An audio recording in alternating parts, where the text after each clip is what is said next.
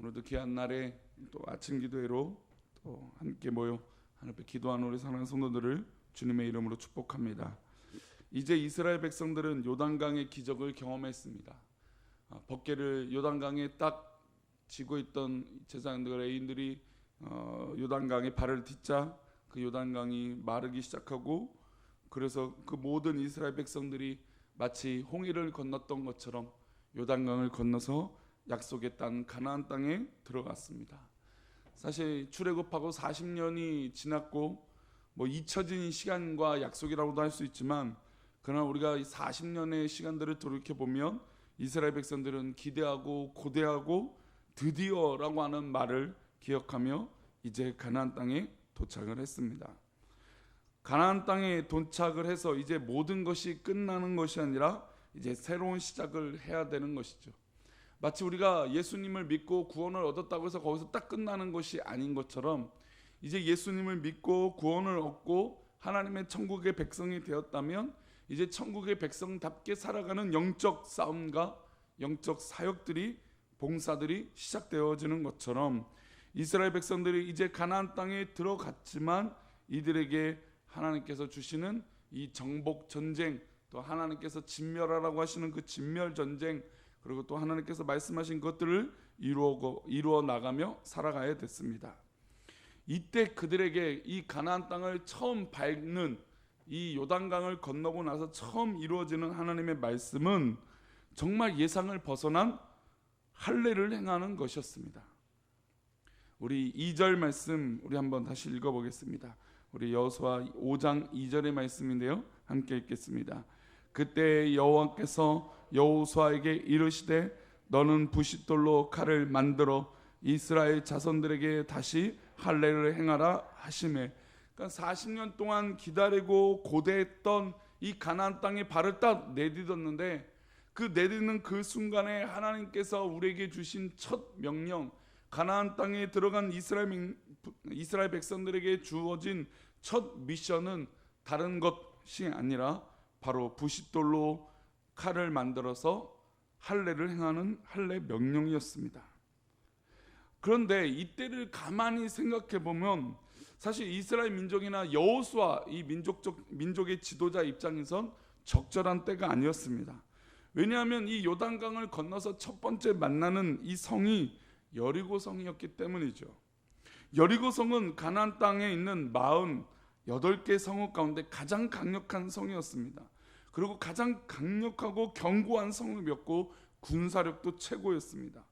이제 그 성을 앞두고 전쟁 준비를 해야 되는데 그 여리고성 바로 앞에서 할례를 받고 누워있는 것은 말도 안 되는 명령이었습니다.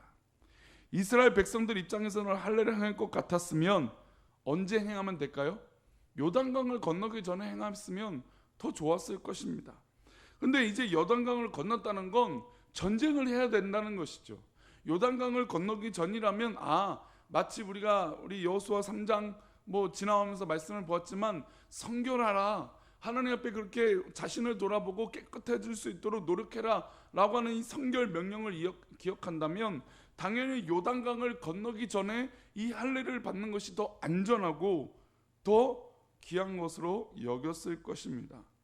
그런데 이제 이 여리고성, 그 강력한 여리고성, 이 가나안 땅의 상징적인 것 같은 이 여리고성을 앞두고 그 성읍 근처에서 할례를 받고 누워 있다는 것은 그 전쟁의 결과의 책임을 누가 감당할 수 있겠습니까? 게다가 할례를 받고 누워 있으니 아무 저항도 하지 못하고 그 자리에서 꼼짝 달싹 못하게 당하고 죽을 수밖에 없습니다. 그런데 하나님께서 가나안 땅에 주시는 첫 번째 명령이 바로 이때였습니다. 이때는 인간적으로 순종하기는 너무너무 어려운 그때였고 또 합리적으로 생각할 때도 이해할 수 없는 그때였습니다. 그러나 여호수아나 이스라엘 백성들은 어떻게 순종합니까? 우리 5장 3절의 말씀인데요, 여호수아 5장 3절입니다. 함께 읽겠습니다. 여호수아가 부싯돌로 칼을 만들어 할례산에서 이스라엘 자손들에게 할례를 행하니라. 지금 2절과 3절 사이는 어떠한 무슨 설명도 없습니다. 하나님께서 할례를 행하라 라고 말씀하시니까 이 여호수아와 비롯한 이스라엘 백성들은 어떻습니까? 바로 하나님 앞에 할례를 행했다라는 것입니다. 분명히 여호수아도 이것이 적절치 않은 때라는 것을 알고 있었습니다. 그리고 당연히 이스라엘 백성들, 전쟁을 준비하는 사람들 입장에서는 당연히 여리고성 앞에서 누워 있고 할례를 받고 있는 것은 말도 안 되는 때인 건 다 알고 있었습니다. 그러나 2절에 할례를 행하라고 하는 말씀이 임하니까 아무도 그 말씀에 토를 달지 않고 순종하였다라는 것입니다. 이것이 이스라엘 백성들에게 참으로 놀라운 변화의 모습인 것입니다.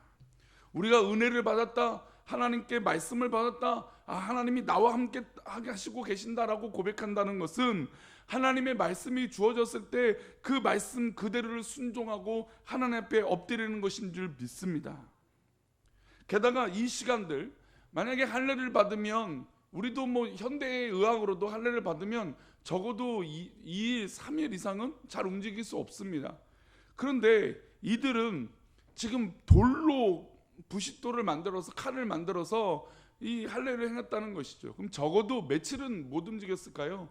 4일이나 한 일주일은 못 움직였을 것입니다.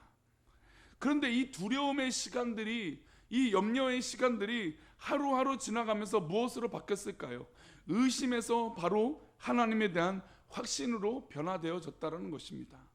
하나님, 지금 할례를 받는 건 너무너무 말이 안 됩니다 라고 하는 그 의심 속에, 말은 표현하지 않지만 걱정이 많았던 그 걱정 속에 하루하루 지날수록 하나님에 대한 확신, 그리고 믿음으로 변화되어졌다는 것이죠. 하루, 이틀, 사흘, 나흘이 지나면서 그들은 할례를 받고 낫기를 이제 다 괜찮아지기를 기다린 그때에 오히려 하나님의 돌보심을 깨닫게 되었다는 것입니다. 우리 사랑하는 성도들 가운데 이 할례와 같은 어려움이 우리 가운데 있을 수 있습니다. 도저히 이해되지 않은 이때에 왜 하나님은 이때에 그것을 허락하실까라고 고민되는 그때가 있을 수도 있을 거라는 것이죠. 그러나 그 순간이 하루, 이틀, 사흘, 나흘이 지날 때 하나님께서 우리 사랑하는 성도들 얼마나 사랑하시는지 보여주실 줄 믿습니다. 우리가 당한 억울함보다, 우리가 당하고 있는 그 어려움보다 하나님은 더 큰 사랑으로 우리에게 허락하여 주시고 위로하여 주실 줄 믿습니다. 오히려 우리에게 잘했다, 괜찮다, 그리고 너희가 나의 백성이다라고 위로해 주실 줄 믿습니다. 그래서 5장 8절 말씀을 한 번 더 이어서 보겠습니다. 우리 5장 8절 말씀입니다. 읽겠습니다. 시작. 또 그 모든 백성에게 할례 행하기를 마침에 백성이 진중 각 처소에 머물며 낫기를 뭐할 때라는 것입니까? 기다릴 때라는 것이죠. 우리는 기다릴 때라고 하는 것을 기억할 필요가 있습니다. 하나님 말씀이 주어지고 하나님의 은혜를 받았다면 하나님의 그때를 우리는 기다려야 될 줄 믿습니다. 하나님의 때는 분명히 우리가 생각하는 그때와 다릅니다. 그래서 이 기다림의 시간은 우리가 오히려 하나님을 더욱더 확신할 수 있는 시간인 줄 믿습니다. 우리가 이 재개발로 인하여 또 어떻게 보면 강제 철거를 앞두고 있는 그 시점에 우리가 기다리고 있지만 오히려 이 시간이 하나님을 믿는 더 확신한 때가 되기를 축복합니다. 의심이 사라지고 하나님 앞에 확신이 믿음 안에, 말씀 안에 서 있는 우리 귀한 백성들 되기를 축복합니다. 어떻게 보면 이 시간들이 우리 교회가 하나님 앞에 살아있는 교회고 진짜 교회다라고 하는 믿음의 확신이 우리 가운데 더 있기를 축복합니다. 그래서 이 할례를 마치고 나서 어떤 은혜가 이들에게 임하느냐, 우리 5장 9절 말씀인데요, 우리 9절 말씀 읽어보겠습니다. 여호와께서 여호수아에게 이르시되 내가 오늘 애굽의 수치를 너에게서 떠나가게 하였다 하였으므로 그곳 이름을 오늘까지 길갈이라 하느니라. 이 말씀 가운데 두 가지 의미가 있습니다. 첫 번째는 길갈이라고 하는 의미를 본다면 이 길갈이라고 하는 뜻은 굴려버리다, 떨쳐버리다 라고 하는 뜻입니다. 그래서 이 굴려버리고 떨쳐버리다라고 하는 그 의미로 해석할 수 있는 첫 번째 이유가 바로 수치. 그러니까 두 가지 의미를 다 생각해 본다면 애굽의 수치를 너에게서 떠나게 하셨다, 그리고 길갈로 명하셨다고 하셨잖아요. 그러니까 수치를 너에게서 떠나게 하셨다라고 하는 뜻과 이 길갈이라고 하는 뜻은 어떻게 보면 똑같은 의미입니다. 그러면 애굽의 수치가 무엇일까요? 애굽의 수치를 어떻게 하면 떨쳐버리게 되게 하신 것일까요? 무엇이기에? 이스라엘 백성들이 이집트에서, 애굽에서 440년 동안 종살이를 했습니다. 즉 자신의 방법과 자신의 뜻대로 그 시간들을 살았던 것이죠. 노예로 살았습니다. 제 종으로 살았다는 것이죠. 그리고 40년 광야 여정도 그랬습니다. 하나님께서 그 크신 10가지 재앙으로 애굽에서 이끌어 주시고 만나와 메추라기로 또 때로는 모든 것으로 우리를 인도하여 주신 반석에서 물이 나게 하신 그 하나님의 놀라운 은혜가 있음에도 불구하고 40년 동안 자신의 뜻대로 자신의 의지대로 불평을 하며 살았던 인생들이었다는 것이죠. 그러나 이제 가나안 땅에 도착해서 할례를 행함으로 무엇을 하게 된 것입니까? 수치를 너에게서 떠나게 하셨다. 즉 과거에 하나님과 멀어졌던 모든 것들을 떨쳐버리고 이제 새로운 삶이 되게 해 주셨다는 것입니다. 우리 사랑하는 성도님들 가운데 오늘 하루는 바로 하나님 앞에 새로운 삶이 시작되어지는 귀한 하루가 되시기를 축복합니다. 하나님 보시기에도 이 시간들은 수치였습니다. 왜냐하면 하나님의 백성들은 하나님 품 안에 있어야 됩니다. 그러나 애굽의 430년과 이 가나안 땅을 오기 전까지 이 40년의 시간들은 하나님 보시기에도 답답한 시간이었습니다. 왜냐하면 이 애굽에서 430년 동안 살 이유가 없었습니다. 또한 이 광야에서 40년 동안 살 이유도 더더욱 없었습니다. 그러면 하나님 말씀 가운데 조금만 더 바로 섰다면 이들은 이렇게 시간들을 보내지 않았을 거라는 것이죠. 마치 할례를 행하라 라고 말씀하셨을 때 아무 토도 나지 않고 불안한 마음이 있고 걱정된 마음이 있었지만 하나님 말씀에 순종해서 오히려 이 할례가 확신으로 바뀌었던 것처럼 이런 일이 우리 삶 가운데 있다면 오히려 하나님은 걱정하시는 것이 아니라 하나님께서 우리를 위하여 어떤 그 수치라고 생각하시는 것이 아니라 은혜의 때요 복받을 때요 하나님께 더 가까이 나가는 나의 갈 길 다 가도록 주님을 찬양하는 그 시간 될 줄 믿습니다. 우리 삶 가운데 혹시 과거에 애굽의 수치가 있지 않겠습니까? 내가 원하는 대로 내 생각대로 내 기질대로 살아간다면 그것은 애굽의 수치인 것입니다. 하나님 입장에서도 그 시간은 괴로운 시간이라는 것이죠. 하나님은 우리 백성들, 당신의 백성들이 애굽의 수치를 굴려보내시기를 원하시는 분인 줄 믿습니다. 그러니 우리 하나님은 끝났다, 굴려보냈다, 이제 떨쳐버려라라고 하는 그 말씀 가운데 오늘 하루도 하나님 그렇습니다. 내가 이 시간 길갈 가운데 있습니다. 그러면 곧 우리 앞에 있는 여리고성이 무너지게 될 줄 믿습니다 라고 하는 순종함으로 오늘 하루의 은혜가 하나님 길갈의 은혜, 하나님 모든 것이 떨쳐버려지고 끝내버리는 놀라운 은혜가 우리 귀한 사랑하는 성도님 가운데 있기를 축복합니다. 오늘 맥체인 성경을 읽기 펴 우리 이사야 65장의 말씀을 보겠습니다. 이사야 65장의 말씀입니다. 이사야 65장 17절 말씀입니다.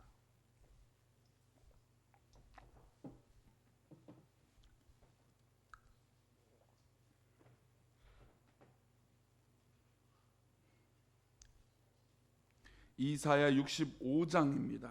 이사야 65장 우리 17절의 말씀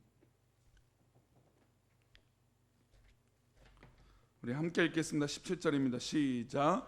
보라 내가 새 하늘과 새 땅을 창조하리니 이전 것은 기억되거나 마음에 생각나지 아니할 것이라. 아멘. 하나님께서 우리 사랑하는 성도들 가운데 우리 꿈꾸는 교회 가운데 새 하늘과 새 땅을 창조하여 주신다고 약속하십니다. 게다가 이전 것은 어떻게 됩니까? 기억되거나 마음에 생각나지 않게 하는 것이죠. 이게 바로 어떻게 보면 상처와 지금 하나님께 받은 은혜의 간격이에요.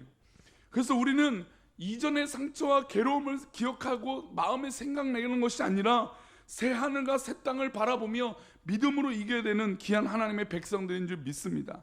만약에 이스라엘 백성들이 가나안 땅을 애굽의 땅을 기억하고 또 광야의 생활을 기억했다면 이 가나안 땅은 오히려 저주의 땅이 될 것이에요. 실제로 이 광야 생활 가운데 이스라엘 백성들은 어떻게 했습니까? 조금만 어려운 일이 생기면 우리가 애굽에 살았더라면 아니 왜 여기까지 데려와서 우리가 다 죽게 만드느냐라고 하며 모세에게 원망했던 것을 기억해야 될 것입니다. 오늘은 분명 하나님을 믿는 백성으로서 우리 앞에 새 하늘과 새 땅이 우리 가운데 있는 줄 믿습니다. 그러니 이전 것은 기억되지만 그러나 마음에 생각나는 그런 질병과 괴로움과 아픔과 상처가 아니게 될 줄 믿습니다. 그래서 18절 우리가 어떻게 살아야 될까요? 우리 18절 말씀입니다. 읽어봅니다. 너희는 내가 창조하는 것으로 말미암아 영원히 기뻐하며 즐거워할지니라. 보라 내가 예루살렘을 즐거운 성으로 창조하며 그 백성을 무엇으로 삼습니까? 기쁨으로 삼고 이스라엘 백성들은 길가를 통해 이전 것은 잊어버리게 되었습니다. 앞으로 나아가야 할 가나안 땅만 남아 있는 것이죠. 우리 교회도 앞으로 이 출애굽 여정 가운데 하나님께서 모든 수치를 잊게 하여 줄 줄 믿습니다. 그리고 내가 창조하는 것으로 말미암아 영원히 기뻐하며 즐거워하는 귀한 백성들 되기를 축복합니다. 우리 교회 안에서 즐거워하십시오. 믿음의 삶 안에서 기뻐하십시오. 하나님께서 모든 것을 잊게 만들어 주시고 새 예루살렘 안에서 즐거운 성으로 우리를 만들어 주시고 이끌어 줄 줄 믿습니다. 그러니 우리 사랑하는 성도님들, 우리 과거가 우리 성도님들을 절대로 발목 잡지 않습니다. 어려운 일들이 우리 성도님들을 절대로 괴롭게 할 수 없습니다. 그러니 믿음으로 새 하늘과 새 땅과 새 예루살렘을 바라보며 믿음으로 이기시는, 그리고 오늘도 하루도 그렇게 감사하며 살아가시는 우리 귀한 사랑하는 백성들 되시기를 축복합니다. 기도하겠습니다. 하나님 아버지,